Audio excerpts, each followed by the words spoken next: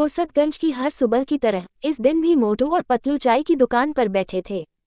मोटू समोसे खा रहा था और पतलू अखबार पढ़ रहा था। अचानक मोटू बोला, पतलू कल रात मैंने एक अजीब सपना देखा। एक बड़ा सा पेड़ था जिसके फल सोने के थे। पतलू हंसते हुए बोला, मोटू तुम तो बस खाने पीने के सपने ही देखते हो। मोटू ने सिर हिलाया, नहीं पतलू, यह कोई साधारण सपना नहीं था। मुझे ऐसा लगा जैसे वो सपना सच हो सकता है। इतना सुनते ही चायवाला चायलाल बोला, अरे मोटू भैया, हो सकता है कि वह कोई संकेत हो। मैंने सुना है कि जंगल के अंदर एक जादुई वृक्ष है जिसके फल अमूल्य होते हैं।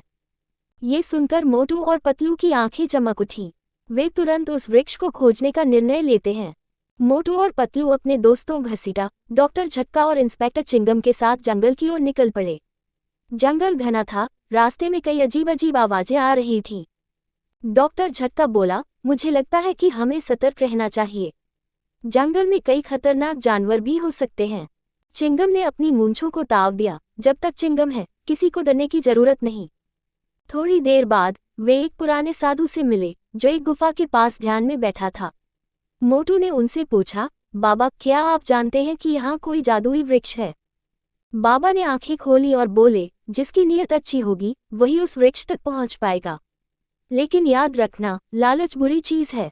मोटू और पतलू ने बाबा की बात को ध्यान में रखा और आगे बढ़े। घंटों की तलाश के बाद वे एक बड़े से वृक्ष के पास पहुंचे। ये वही पेड़ था जिसे मोटू ने सपने में देखा था। उसके फलों से सुनहरी चमक निकल रही थी। मोटू उत्साहित होकर बोला, पतलू जल्दी से एक फल तोड़ो। पतलू ने हाथ बढ़ाया, लेकिन तभी अचानक पेड़ की जड़ें हिलने लगी और एक आवाज आई, जो मेरी शक्ति का दुरुपयोग करेगा उसे सजा मिलेगी। सभी डर गए। घसीटा कांपते हुए बोला, हमें यहाँ से भाग लेना चाहिए। लेकिन मोटू ने हिम्मत दिखाई और बोला, हम कोई बुरा काम नहीं करना चाहते, हमें सिर्फ गांव की भलाई के लिए कुछ फल चाहिए। पेड़ की आवाज आए, अगर तुम्हारी नीयत अच्छी है तो तुम्हें इन फलों का लाभ मिलेगा, लेकिन अगर तुम लालच करोगे तो ये पत्थर बन जाएंगे। मोटू और पतलू ने ईमानदारी से कुछ फल लिए और गांव लौट आए। गांव लौटकर उन्होंने देखा कि जब कोई गरीब आदमी फल खाता तो वह फल उसे धन और सुख देता था, लेकिन जब एक लालची सेठ ने उसे खाया तो वह पत्थर में बदल गया। गांव के लोग समझ गए कि सच्चा धन ईमानदारी और परोपकार में है, न कि लालच में। लालच का परिणाम हमेशा बुरा होता है, जबकि सच्ची खुशी दूसरों की मदद करने में होती है।